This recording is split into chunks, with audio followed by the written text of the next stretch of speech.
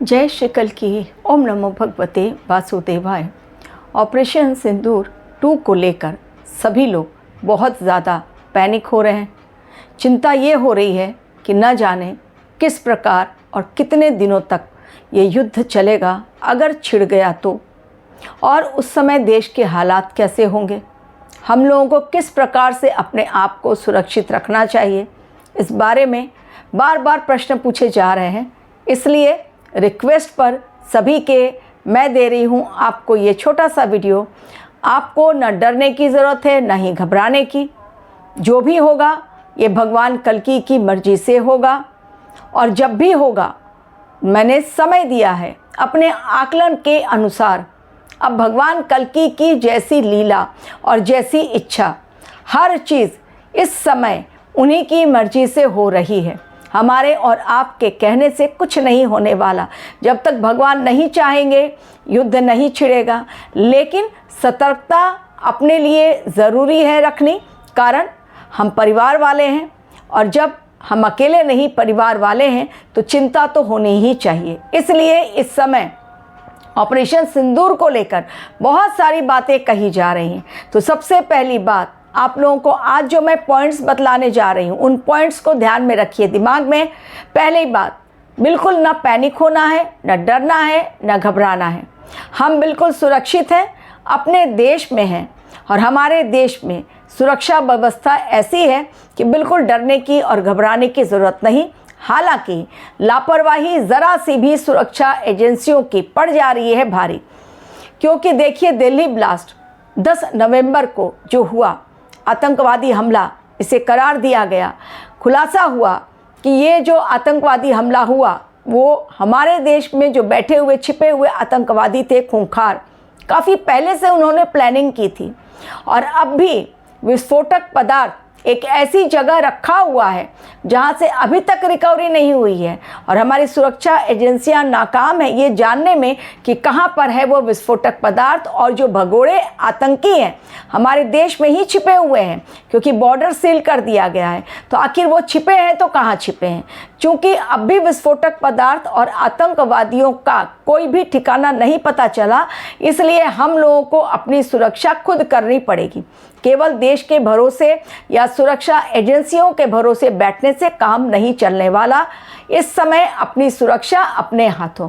सबसे पहला point note down कर लीजिए। क्या इस समय खाने पीने की समस्या होगी?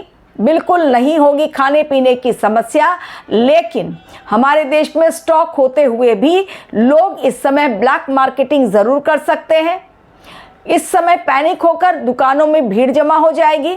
लोग जिस प्रकार कोरोना के टाइम अपने घर में स्टॉक रख रहे थे, इस समय भी वही हालात देखने को मिलेंगे। मार्केट में लोग पहुंचेंगे जैसे ही पता चलेगा कि युद्ध छिड़ गया, और लोग अपने घर में स्टॉक करना शुरू कर देंगे। और इसलिए दुकानदार, शॉपकीपर जो है, ग्रॉसरी शॉप, जितने भी शॉपकीपर्स हैं जहाँ ग्रॉसरीज मिल रही है, अनाज मिल रहा है, वहाँ पर किल्लत हो सकती है। क्यों? क्योंकि लोग बहुत ज़्यादा, 1 पैकेट दूध की ज़रूरत है, वहाँ लोग 10 पैकेट खरीद कर लेकर जाएंगे कि पता नहीं अगले दिन सप्लाई आएगी कि नहीं आएगी। इस कारण प्रॉब्लम हो सकती है। अन्यथा हमारे देश में ना अनाज की कमी है, न दूध के उत्पादन की कमी है, न ही दूध के सप्लाई की कमी है। कोई भी कहीं पर भी परेशानी नहीं होगी। लेकिन सेकेंड पॉइंट जो मैं बतलाने जा रही हूँ वो ये है कि अपने घर में जैसे ही आपको पता चले, न्यूज़ मिल जाएगी कि हाँ कहीं ड्रोन से हमला शुरू हुआ है या मॉक ड्रिल शुरू हो गई है, ऐसा जैसे ही आपको पता चले, थोड़ा सा राशन एक्स्ट्रा घर में रखें। जिन चीज़ों की आपको ज़रूरत है उससे थोड़ा सा एक्स्ट्रा, 6 महीने का राशन ना भरवा लें, अननेसरी पैसे वेस्ट ना करें, थोड़ा सा सामान एक्स्ट्रा रख लें, क्योंकि पहले ही हम लोगों को सतर्क रहना चाहिए। तीसरा पॉइंट, क्या इस समय एफडी पर, जो नेशनलाइज्ड बैंक में एफडी है या पोस्ट ऑफिस में जो आपने इन्वेस्टमेंट करके रखा है, उस पर भी कोई खतरा है? तो जवाब है नहीं। ना नेशनलाइज्ड बैंक के एफडी पर कोई खतरा है, ना ही पोस्ट ऑफिस में आपने जो इन्वेस्टमेंट किया है उस पर कोई खतरा है, कहीं कोई खतरा नहीं। चौथी बात, क्या इस समय अचानक से ब्लैकआउट हो जाएगा? जी हाँ, इंटरनेट बंद और ब्लैकआउट की संभावना पूरी है। कारण इंटरनेट अगर बंद नहीं किया जाएगा, लोग उसके माध्यम से अननेसेसरी दूसरों को रॉन्ग मैसेज पहुंचाएंगे, फ़ायदा उठाएंगे समय का, ग्रुपिज़म करेंगे। इसलिए देश की सुरक्षा को ध्यान में रखते हुए कई जगहों पर बहुत समय के लिए ब्लैकआउट भी हो जाएगा। 24/7 नहीं होगा, कुछ समय के लिए छूट दी जाएगी, लेकिन वो बहुत कम समय के लिए। लेकिन इंटरनेट तो बंद होगा डेफिनेटली। अगर ब्लैकआउट चालू रहता है तो इंटरनेट हो सकता है कहीं पर 3 दिन, कहीं पर 4 दिन इंटरनेट तो बंद रहेगा। और अगर इंटरनेट बंद रहता है तो एटीएम काम नहीं करेगा। इसलिए मैं कह रही हूँ कि घर में थोड़े से पैसे ज़रूर रखें। अब ये नहीं कि आपने एफडी तोड़ा दिया, 4-5 लाख घर में रख लिया, वैसा नहीं करें। बस जितनी ज़रूरत है उससे थोड़ा सा ज़्यादा इमरजेंसी पीरियड के लिए। क्या हर दिन कर्फ्यू लगेगा? नहीं, हर दिन तो कर्फ्यू नहीं। जो सेंसिटिव जोन्स रहेंगे जहाँ पर, क्योंकि पाकिस्तान इस बार बहुत ज़्यादा स्ट्रॉन्ग कंट्री बन रहा है, कारण उसकी अपनी ताकत कुछ नहीं है, लेकिन वो अमेरिका, टर्की, बांग्लादेश, इन लोगों के साथ और जो मुस्लिम कंट्रीज़ हैं उनके सपोर्ट से वो काफ़ी अपने आप में स्ट्रेंथ लेकर आ रहा है। इसलिए इस बार जो भी अधर्म के रास्ते पर चलने वाले लोग हैं, वो कलयुग में यही है कि कलयुग में जितने भी अधर्मी होंगे काफ़ी स्ट्रांग होंगे, और जो धर्म के रास्ते पर चल रहे होंगे उनकी बार बार अग्नि परीक्षा ली जाएगी, क्योंकि उनको नेक्स्ट लेवल पर जाना है। इसलिए मजबूत उनको बनाना है, इसलिए उनके लिए अग्नि परीक्षा होगी। तो हमारे देश के लिए भी ये अग्नि परीक्षा का समय, देश के साथ खड़े रहें।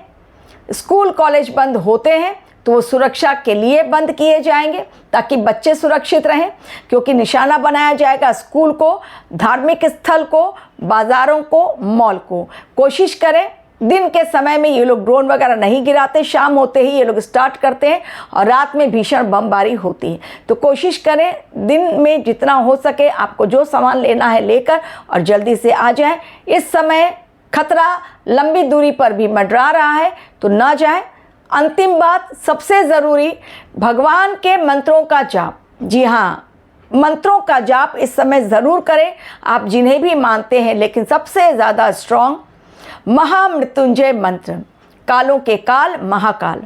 तो सबसे पहले मृत्यु को यदि मात देनी है, अकाल मृत्यु से बचना है, तो महामृत्युंजय मंत्र का जाप स्टार्ट करें। दुर्गा सुरक्षा कवच स्टार्ट कर दें। हरे राम हरे कृष्ण मंत्र का जाप करें। हनुमान चालीसा पढ़ें।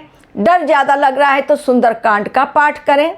इसके अलावा आप जिन मंत्रों का जाप करना चाहें उन मंत्रों का जाप करें, लेकिन ये रोजाना करें। दूसरों के बतलाए हुए भ्रम जाल में ना उलझें। खुद के विवेक का इस्तेमाल करें, खुद की बुद्धि का इस्तेमाल करें और जो आपको सही लगे वही निर्णय लें। भीड़ का हिस्सा ना बने, क्योंकि इस समय भीड़ पर खतरा बहुत बड़ा मंडरा रहा है।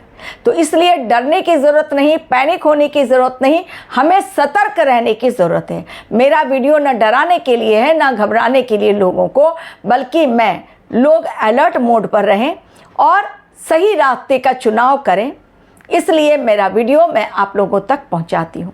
Thank you very much for watching my video.